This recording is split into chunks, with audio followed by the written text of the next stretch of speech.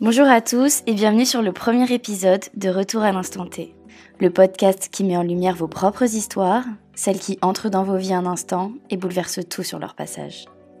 Aujourd'hui, nous allons découvrir l'histoire de Jeff. Il voyage depuis 3 ans autour du monde quand il décide de rentrer en France pour son anniversaire. Il s'achète une moto le matin même et décide de voir ses amis pour fêter l'événement. En partant de chez eux, au milieu de la nuit, un automobiliste le klaxonne. S'enchaîne un sourire, un doigt d'honneur et un coup de volant. Partons ensemble à la découverte de l'histoire de Jeff. Retour à l'instant T.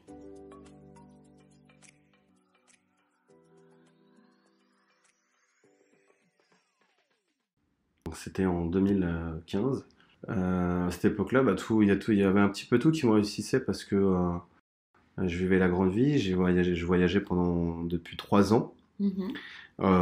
3 ans sans rentrer en France. Donc du coup, au bout de ces 3 ans, je me suis quand même dit que j'allais faire un petit crochet par la France. Tu voyageais tout seul ? Je voyageais tout seul, oui, tout à fait. Ok. Je rencontrais beaucoup de gens sur la route, du coup. Mais l'initiative, ouais, c'était solo. Ok. Ça m'avait beaucoup réussi. J'ai passé vraiment 3 années de malade, à gagner beaucoup d'argent à l'étranger. Donc effectivement, quand je suis rentré à ce moment-là à Paris, moi j'étais on fire. J'étais vraiment à fond les ballons. Je voulais vraiment passer du bon temps, kiffer, revoir mes amis, ma famille et en profiter. Le truc, c'est que donc je suis rentré sur un mois de juin, une semaine avant mon anniversaire, justement pour fêter mon anniversaire. Et il s'avère que pour me déplacer à Paris, je me suis acheté une moto que j'ai assurée le matin même de l'événement que je vais vous raconter. C'est qu'en fait, ce soir-là, j'étais sur Paris. Donc ça, c'est le soir de ton anniversaire. Le soir de mon anniversaire. Donc tu t'es acheté la moto le jour de ton anniversaire, bam bam, petit cadeau à toi-même. Voilà, exactement. Et le soir, je partais pour mon anniversaire en faisant la folie, mais pas trop non plus, parce que je venais juste d'avoir la moto. Ok. Donc bref, je sors ce soir, effectivement, pour faire la fête. Je passe voir des amis et je pars de chez ces amis aux alentours de 23h30 pour partir dans une autre soirée pour voir d'autres amis. Ouais, je faisais un peu la tournée avec tes potes, quoi. Exactement. Et du coup, je me retrouve sur le périph' parisien. Et qui est depuis que j'étais parti à l'étranger, j'avais pas vu, mais ils avaient changé la limitation de vitesse qui était passée de 80 à 70 km/h. Ouais. Donc je me retrouve à 70 km/h sur la voie de droite, au niveau de la porte de Bagnolet. Ok. Et à porte de Bagnolet, là il s'est passé un truc très très bizarre. C'est qu'il y a eu une voiture qui était sur la gauche, donc sur la file de gauche du périph'. Donc, et doublé. Oui, moi j'étais sur la droite, je roulais tout droit en fait. Je roulais tout droit, et j'étais dans mon truc, j'étais à 70 et je regardais devant moi. Et effectivement, la voie de gauche, c'est pour doubler, mais bon, en général, on doit tous être à 70, donc voilà. Mais bon, cette voiture arrive à ma hauteur et me klaxonne. Donc je tourne la tête sur la gauche, je regarde cette personne qui est dans la voiture et je vois cette personne me fait coucou. Ok.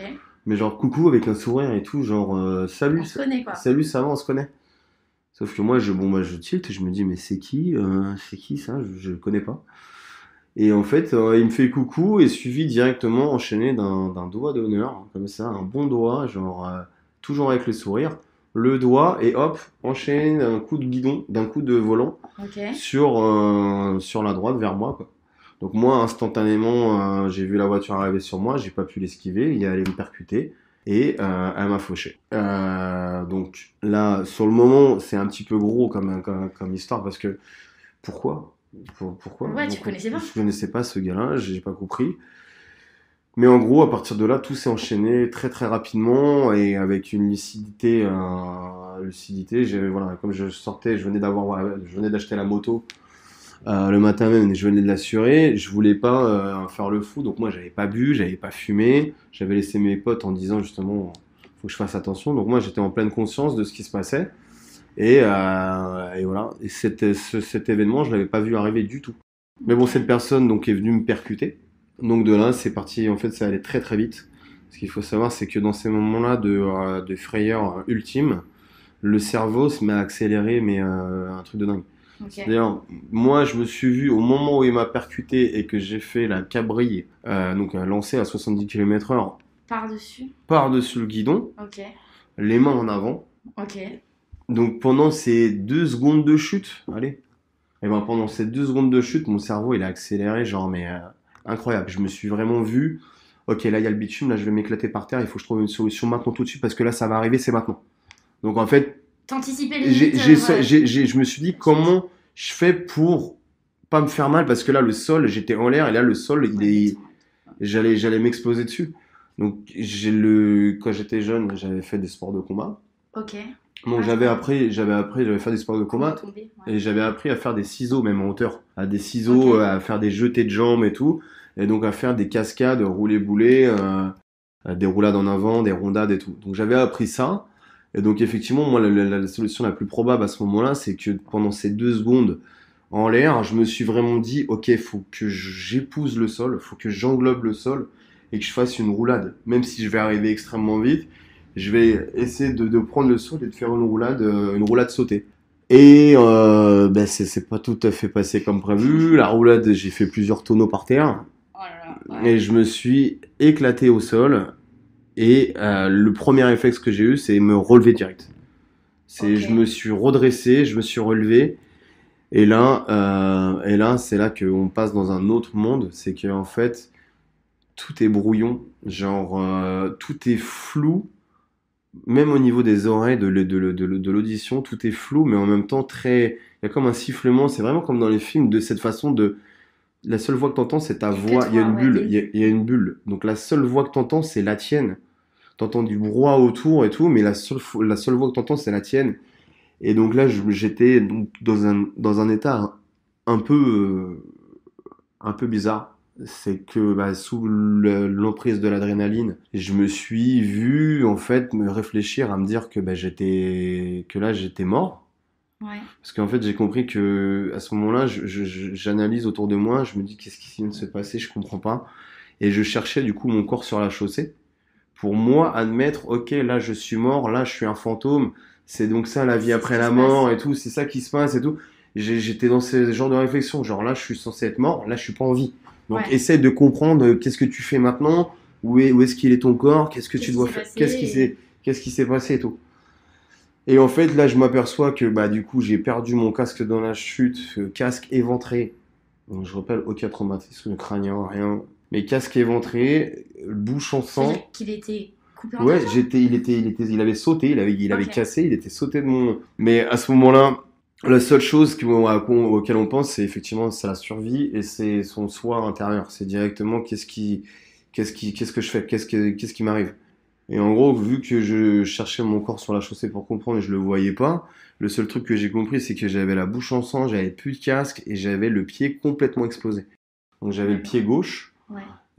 Complètement pété, mais genre pété, la malléole ouverte et tout. Donc du Ok. coup, à ce moment-là, moi je suis plutôt douillet, je suis plutôt une chochotte, donc quand je vois du sang, j'aime pas trop. Mhm. Mais là, dans ce moment-là, ça m'a fait ni chaud ni froid. Je me suis dit genre ah, Ma jambe est comme j'ai ça. juste ma jambe. Il y a juste ma jambe qui est comme ça, c'est bon. Ouais, c'était limite soulagement. Ça va, Ouais, il y a que ma jambe qui est chelou. ça va, j'ai juste du sang, ma jambe est éclatée, mais ça va, je suis encore là quoi. Et Ok. donc là, je comprends qu'en fait je suis en vie et qu'il faut que je trouve une solution. Et en fait, la grosse surprise, vu que moi, la chute, tout ça, je comprenais ce qui venait de m'arriver, j'avais complètement oublié le gars dans l'histoire. Ah oui, Et oui, c'est vrai qu'il y a quand même le gars qui t'a foncé dessus. Ouais. bah ouais. Et en fait, ce gars-là Ouais. s'était arrêté. Ce gars-là s'est arrêté un peu plus loin et descendre sa voiture. Et là, en fait, moi, le premier réflexe que j'ai pas compris, je me suis dit, mais pourquoi qu'est-ce qui vient de se Il passer? veut, ouais. J'ai pas halluciné, le mec, il m'est rentré dedans alors que je lui ai rien demandé. Ouais. Qu'est-ce qui s'est passé? Et donc, du coup, premier réflexe, ben, en hurlant, je lui dis, mais pourquoi t'as fait ça? Pourquoi t'as fait ça, putain? Et là, le mec me répond, bras en l'air, avec les yeux qui partent dans tous les sens, et il me dit, je vais te tuer, je vais te tuer, tu vois, je vais te tuer. Donc là, je me suis dit, waouh, Mm. là, Parce que je cours. là, c'est pas, là, il y a un truc, c'est pas normal, il y a un truc que j'ai loupé, je comprends pas, Pourquoi il veut me tuer qui est ce mec-là? Qu'est-ce Ouais. qu'il me veut? Alors, en soi, le mec vient vers moi, j'ai envie de le tuer. Moi, j'hallucine. Je me dis, mais je vais le défoncer. Sauf qu'en fait, je vois que le mec titube et tout. Moi, le seul truc, c'est que je me suis dit, vu que je venais de créer un bouchon sur le périph', parce que ça s'est passé en plein milieu du périph', donc en l'espace de 10 secondes, il y a eu un bouchon. Et moi, je me suis réfugié, je suis direct allé voir des automobilistes, des gens qui étaient en voiture pour leur dire, et what the fuck, qu'est-ce qui se passe là? Le mec, il essaie de me tuer, je comprends pas. Aidez-moi, en fait. Aidez-moi, et vous voyez la même chose que moi? Est-ce que j'hallucine pas? Parce qu'en fait, pendant un moment, je me suis dit, attends, mais t'hallucines, c'est dans ma tête, c'est pas possible. Le mec, pourquoi il essaie de me tuer? Je connais pas ce gars-là. Et en fait, cet effet de pas comprendre le pourquoi du comment, c'est très étrange. C'est de se dire, mais what? What? Et donc du coup, je voulais, entre guillemets, parce que j'étais en train de me dire, peut-être que j'hallucine, peut-être que je suis dans un cauchemar, et tout, j'étais tellement dans une vibes. Et donc je suis parti, premier effet, c'était d'aller voir ces automobilistes, à leur dire, aidez-moi, genre, est-ce que vous voulez appeler quelqu'un? Je ne sais pas ce qui se passe, parce que moi j'avais tout perdu dans la cascade. Et j'ai même pas pensé à appeler la police, les pompiers, rien. J'avais qu'une seule chose en tête, c'était il vient de m'arriver, pourquoi je suis là, qu'est-ce qui m'arrive, je suis encore en vie, ok, c'est bon. Qu'est-ce qu'il me veut, lui, quoi? Et qu'est-ce qu'il me veut, lui? Et en gros, si tu veux, c'est que à peine je parle aux gens, ils sont là effrayés parce qu'ils voient un mec, jambes en sang et tout, du sang de partout. Ouais. Et ils se disent, qu'est-ce que c'est que ce zombie? Donc moi, je Une comprends horreur. pas, je les regarde et on se comprend pas. Je leur dis, aidez-moi, ils sont là, non, non, non, Ah oui, le désolé. mec, ils avaient peur de Ils toi, avaient tout peur est de dit à la moi, vite. ouais, ouais, ils avaient peur de moi. Et donc, du coup, dans cette frénésie, moi, je regardais, je me souviens d'un truc très clair, c'est qu'en fait, j'ai pris une seconde pour regarder autour de moi et que j'ai vu, donc comme je te dis, il était aux alentours de minuit, il y avait tout plein de lumière. Et donc, je me suis vu vraiment en mode zombie au milieu de toutes ces lumières, tous ces phares de voiture, à me dire, waouh, et j'entendais ça klaxonner, et je me suis dit, waouh, mais what the fuck, qu'est-ce qui se passe ici, tu vois? Et j'avais l'impression d'être sur une autre planète. Ok. On était toujours à Paris, on était toujours sur le périph', mais j'étais sur une autre planète. Tout d'un coup, ça prenait un air de Magic. J'étais sur une autre planète. Je me suis dit, qu'est-ce qui se passe? Ok. Et en fait, je vois la nana, elle veut pas me parler, mais je comprends pas trop. Je regarde autour de moi, j'analyse, je me dis hop. Et moi, ce que je vois, c'est qu'à ce moment-là, je vois le mec qui était toujours sur mon scooter, qui était venu vers moi, mais moi, je m'étais barré. J'étais parti voir les. Et lui, il était resté bloqué sur mon scooter à mettre des coups de pied dans mon scooter. Genre, il tapait le scooter. Elle avait la Et, haine contre et il toi. criait, il faisait ah, il criait et tout comme ça. Et je me suis dit, mais mamie, c'est pas possible. Ouais. Si je raconte cette histoire un jour pour un podcast, on ne me croira pas. Du coup, je me dis, c'est pas possible. Et comme, voilà, vu qu'avec tout ce bordel qui venait de se passer, j'ai pas eu une seule fois le réflexe d'appeler la police ou les pompiers. Ouais. Mais vu que c'est sur le périph' et que c'était juste à l'embranchure de Bagnolet de la A3, Ouais. il y a tout plein de caméras à ce moment-là. Donc en fait, ils ont été prévenus instant. Et donc en fait, au moment où je commençais à essayer de parler avec les automobilistes, parce qu'il y avait des mecs qui sortaient à ce moment-là et tout, qui disaient what the fuck et tout, je leur disais je comprends rien. Ouais, toi, t'étais dans un état Et moi, second, moi en j'étais dans plus, un état second ouais. et ils me voyaient et les gens ils étaient effrayés par moi, tu vois, ils étaient effrayés parce qu'ils se disaient mais qu'est-ce qui lui arrive à ce mec-là, pourquoi il est comme ça et tout. J'étais en sang et les gens ils me disaient calmez-vous, calmez-vous, je disais mais je suis calme, j'étais complètement. Et en fait, si tu veux, la police et les pompiers, ils sont arrivés instant en fait. Tout ça, ça a dû prendre 5 minutes. Ok. Et donc là, c'est là où que la story commence dans un autre délire, c'est que moi je passe pour le fou à ce moment-là. Ok. Parce que quand la police et les pompiers sont arrivés, la police direct m'ont vu au milieu des voies embouchonnées, Ouais. ils me voient en sang, la gueule en sang, le pied en sang. Du coup, limite, ils me braquent, ils me disent monsieur, Arrêtez tout. arrêtez et tout. Et moi, je passe pour le fou parce que je dis tuez-le, lui là-bas, là, celui qui tape sur mon scooter, tuez-le, il a essayé de me tuer. Donc les gens, les gars, ils me disent oh là, calmez-vous, monsieur, montez. Alors je monte dans le camion de pompier, ils commencent à me faire les premiers soins parce que je perdais du sang, mais à foison. Ok. C'est les extrémités, les pieds, donc je perdais du sang à foison. Ça commençait à partir en cacahuète, la malléole explosée, ouverte et tout. Ouais. Du coup, là, ils disent c'est chaud. Je comprends là qu'en fait, bon, je suis pris en charge et donc là, la pression redescend. Là, je me dis waouh. Et donc en fait, je craque devant les pompiers, je pleure et je dis mais pourquoi? Parce qu'en fait, la question depuis le début, c'est pourquoi? Que je ne connais pas ce gars-là. Pourquoi il essaye de me tuer? Je ne saisis pas le but en fait. Je comprends pas la scène. Et donc je regardais les pompiers, je disais mais pourquoi, s'il vous plaît, pourquoi? Et les mecs me consolaient en me disant, monsieur, estimez-vous heureux parce que aujourd'hui vous êtes un miraculé de la route. Vu l'impact sur le scooter là et l'impact, vous avez plus votre casque, tout ça, vous avez la jambe éclatée. Non, monsieur, vous êtes parce que eux ils ont pris ça très au sérieux. Ils ont voulu me mettre allongé direct, me faire les premiers soins, genre bougez plus. Sauf que moi j'étais tendu, j'étais chaud d'être debout. Et en fait là, il m'explique que vous êtes un miracle de la route, que en fait pour moins que ça, il y a des gens qui meurent en fait. Il y a des gens qui font juste une petite chute, qui passent sous une roue, ça y est, c'est fini.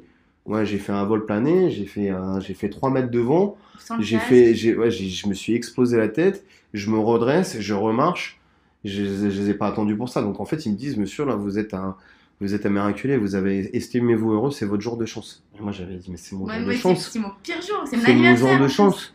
C'est mon jour de chance. Et je leur dis, justement, c'est mon anniversaire, c'est ça la dinguerie de l'histoire. C'est le jour de mon anniversaire, et regardez, c'est mon jour de sens, et je pétais un câble. Et donc, du coup, je commençais à m'énerver et à devenir violent avec les pompiers en disant, ouais, laissez-moi, venez, on va le niquer, venez, on va tuer ce mec-là, il a rien à faire sur terre et tout. Et donc, du coup, dans tout ce brouhaha, les pompiers commençaient à paniquer, ils disaient, faut qu'on l'emmène. Mais la police voulait quand même élucider le pourquoi du comment, de comment ça s'était passé, parce qu'ils comprenaient pas. Ils arrivent, ils voient un mec en sang, l'autre qui tape dans le scooter. Ouais, ils savaient qu'il y avait une embrouille, mais ils comprenaient pas le truc. Et en fait, moi, je leur dis, écoutez, c'est fou cette histoire, parce que le commandant de police vient me voir, il me dit, expliquez-moi qu'est-ce qui s'est passé. Et ben, je vais dire, je vais vous expliquer, c'est très simple, j'étais en train de rouler, il y a un mec qui m'a klaxonné, qui m'a fait coucou, qui m'a fait un doigt et qui a tourné le volant. C'est aussi simple que ça. Ce gars-là, je le connais pas, je ne sais pas pourquoi. Et donc du coup, surpris de l'histoire, il dit ok très bien, bougez pas, je reviens. Les pompiers disent oui mais il faut qu'on l'amène et tout. Oui mais je reviens, vous quittez pas. Okay. Et en fait, à ce moment-là, il est parti interroger la centrale de sécurité, les caméras. Ouais. Et effectivement, il est revenu en m'expliquant qu'on voyait l'acte délibéré, sans aucune raison, du moment où la voiture se met à ma hauteur. Donc, il imagine qu'elle klaxonne parce que moi, à ce moment-là, je tourne la tête comme ça. Et il a tourné le volant d'un coup et qu'il est venu directement se déporter sur ma chaussée, sur ma voie, sans rien en fait, sans clignotant. Rien en plus. Bah lui, il avait rien. Bah, ce fait, oui, dans sa voiture, il t'a renversé, mais lui, il a été sans y Bah non, il a juste cassé son aile sur le côté, quoi. Ouais. Mais, et en fait, à ce moment-là, il s'avère que la police vient me dire direct, effectivement, nous, on l'embarque. Parce que il s'est avéré que l'acte délibéré sur la caméra est très clair. Et qu'en même temps, ils sont en train de constater que le mec est défoncé, sous crack. Ok. Dans une voiture volée et sans permis. C'était ton jour. Donc c'était le mauvais endroit au mauvais moment. C'est vraiment le jour de mon anniversaire, je rencontre un mec qui est complètement dans une défonce lunaire, dans une voiture volée sans permis et qui décide de me percuter. Les éléments sont assez réunis pour que je devais mourir ce jour-là. J'avoue, ça aurait été un petit peu trop quand même. Ça aurait été un petit peu trop. Bah, donc, dans un sens, t'as été chanceux, mais ouais. C'était la chance dans la malchance, quoi. Et du coup, t'as porté plainte ? Bah du coup, ce qui se passe, c'est que l'histoire c'est pas fini là, parce que hormis le fait que l'accident sur la voie, sur le périph', sur la chaussée, ok, ça c'est une première partie de l'histoire. Sauf qu'en fait, moi, je me retrouve déporté à ce moment-là à minuit et quelques à l'hôpital Thonon du 20e, okay. En urgence pour me faire les premiers soins. Et donc je me retrouve à passer une nuit mais de merde, mais genre la nuit. Je demandais, donnez-moi des calmants, j'ai mal, je criais, j'ai très mal, aidez-moi, ma jambe, je vais pas bien, laissez-moi. Il me touchait, j'avais mal, ma jambe était éclatée. Okay. Et du coup, toute la nuit, moi, ce qu'il m'avait dit, on est obligé de le marquer, mais il faut porter plainte. La police m'a dit, il faut porter plainte dans les 24 heures, sinon on va être obligé de le relâcher. Et il m'a dit, monsieur, vous savez comme moi que ça serait bête de relâcher ce genre de personnes. Du coup, moi, j'avais qu'une seule chose dans la tête, c'était qu'il fallait que j'aille porter plainte et qu'il me faisait des soins, des lavements parce que j'avais des graviers dans la peau, sous la peau et tout. Du coup, il fallait me faire des soins et tout, et jambes cassées, tout ça, fallait faire les radios. En fait, je pouvais pas parce que j'avais toute la peau déchirée. Donc, il pouvait pas faire de, il pouvait faire. La peau, elle allait pas. Ouais, il fallait faire un plâtre ouvert en fait.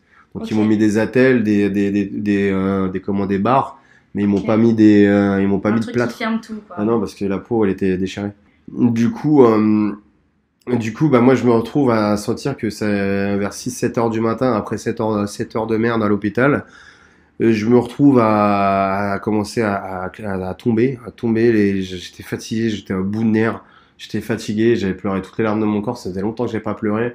Et là, je comprenais pas pourquoi on s'en prenait à moi, surtout que, comme je te disais, je revenais de 3 ans de voyage, c'était le monde des bisounours, j'avais vécu la grande vie, pour moi, les gens, ils étaient beaux, ils étaient gentils, et je comprenais pas pourquoi, genre, je reviens à Paris, une semaine après, il m'arrive ça, Une quoi. grosse claque, quoi, ouais. Ouais. Et j'ai rien demandé, je fais pas de mal aux gens, je comprenais pas, je m'interrogeais, je me disais qu'est-ce que j'ai fait et tout. Et voilà, moi, c'est le karma, c'est vachement important pour moi, donc j'étais vraiment concentré sur, je comprenais pas ce qui m'arrivait, et en fait, voilà, j'étais focus sur le fait qu'il fallait que je porte plainte au commissariat pour pouvoir m'en sortir, pouvoir m'en sortir, pour pouvoir comprendre, enfin, il fallait que je porte plainte, quoi, fallait pas laisser, Ça comme ça, quoi. bah ouais. Et j'avais peur de m'endormir. Donc du coup, je me retrouve à 7 heures du matin à essayer de me sauver de l'aéroport, T'es reparti en voyage. euh, De l'hôpital.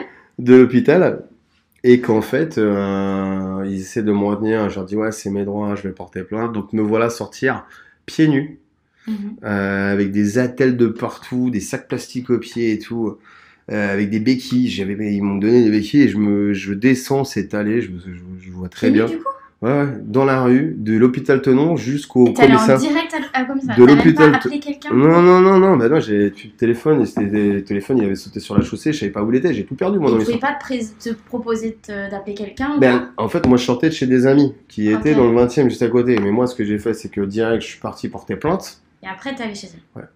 et donc du coup ma priorité c'était d'arriver de porter plainte. Ouais, Et donc c'était je suis allé à l'hôpital, au commissariat, excuse-moi. Au commissariat, je suis arrivé, et donc là, j'étais vraiment à bout de force, quoi. Je suis rentré dans le comico comme un zombie, quoi. Ils m'ont regardé, ils m'ont dit, wow, qu'est-ce que c'est cette personne? J'arrive avec le sang, les trucs et tout. J'étais pas là, je dis, ah, c'est moi le mec d'hier soir, je viens porter plainte et tout. Et là, ils me disent, oui, ils me font attendre et tout. Je dis, s'il vous plaît, je suis pas bien et tout, j'ai mal et tout, s'il vous plaît, vite. Ils me disent, oui, oui, et tout. Et puis là, ils ont l'intelligence de vouloir faire une confrontation. Sauf qu'en fait, moi, le peu de force qui me restait, quand j'ai vu la tête du mec, qui me veulent me le confronter et me le mettre devant moi, bah, instinct animal, instinct primaire. Moi, j'ai sauté même avec une jambe en moins. Et j'ai sauté avec mes béquilles et tout. T'as deux flics qui me saisissent, qui me retiennent, qui me disent, monsieur, et tout, hein. Et je voulais le tuer, le mec. Je voulais lui mettre des coups de béquille, je voulais mettre des coups de tête, je voulais tout faire. Tu voulais te venger. Ouais, je voulais me venger, pourtant je suis pas comme ça, mais je voulais me venger parce que c'était plus fort que moi, il avait voulu me tuer, là il est devant moi, il est là, il est défoncé, et enfin voilà, et il en avait rien à foutre de ma vie, bah moi j'en avais rien à foutre de la sienne aussi en fait.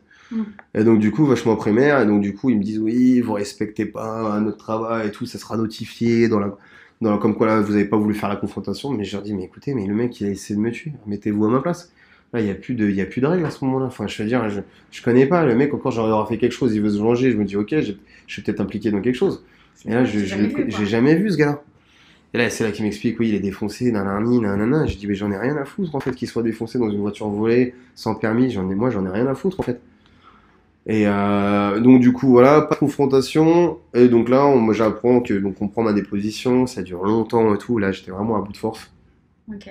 Et donc on m'apprend qu'il y aura donc une instruction donc pour le moment judiciaire, et qu'après l'OPJ transférera ça et que je vais être convoqué, que je devais retourner ça au niveau de mon avocat, tout ça. Donc en gros que ça allait prendre une petite année. Donc au final je me retrouve, alors je devais rester juste 2 mois en France, je me retrouve à devoir rester un peu plus d'1 an à attendre en France mon jugement Ok. pour ça.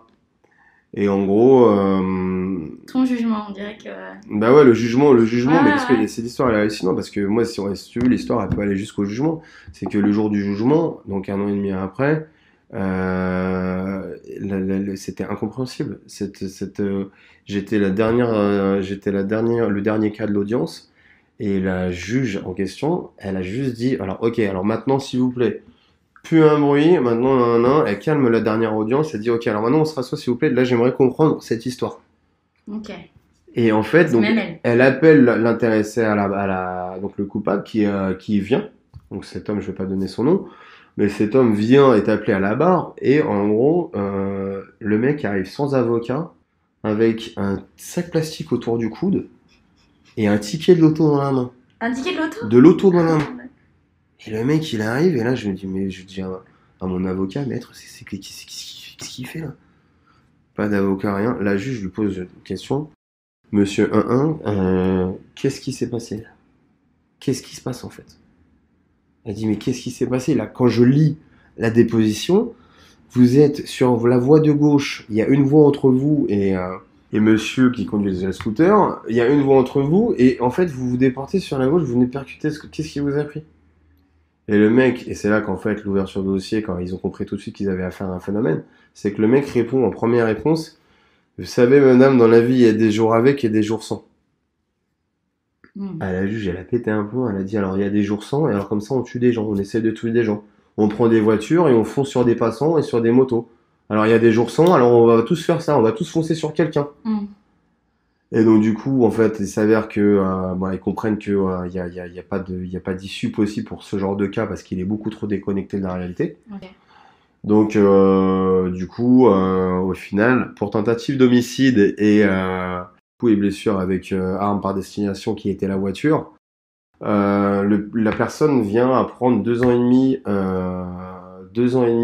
demandé par le procureur qui sera accepté par le juge. Okay. 2 ans et demi ferme avec 1 an de sursis et donc 15 000 € de dommages et intérêts qui ne pouvaient pas payer parce qu'ils n'étaient pas solvables. Donc moi j'ai dû faire des demandes auprès il y a un fonds d'indemnisation des victimes que l'État met en place pour des gens qui ne peuvent pas payer. Lorsqu'ils sont en prison, ils remboursent un peu leurs dettes, tout ça. Hein. Donc en fait moi je me suis retrouvé à devoir toucher 15 000 € étalés sur 4 ans, 4-5 ans.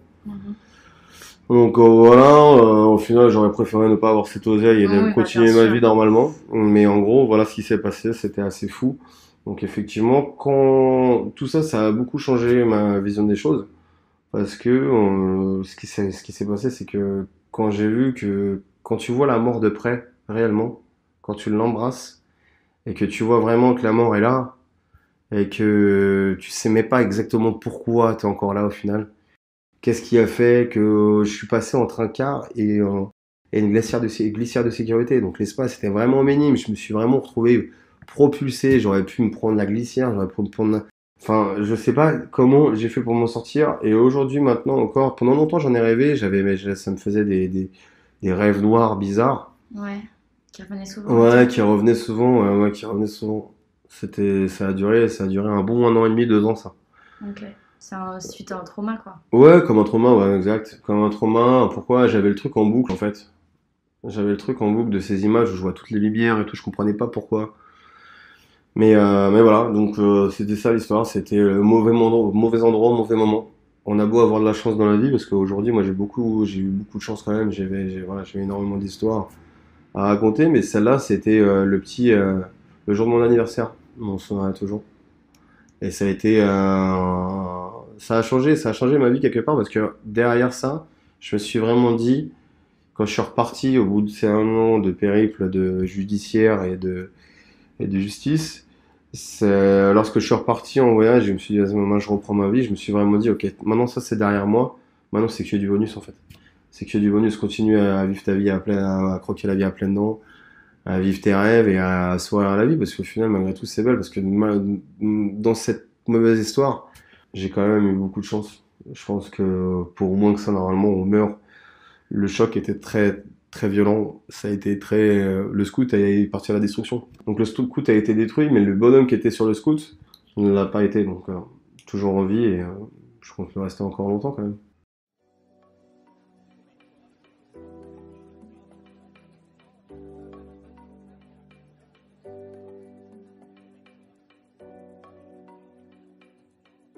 Merci à vous d'avoir écouté cet épisode de Retour à l'instant T. J'espère que celui-ci vous a plu. Si vous souhaitez participer pour mettre en valeur votre histoire surprenante, je vous invite à me contacter par mail dans le détail du podcast. Merci à Jeff pour sa participation et à bientôt pour le prochain épisode.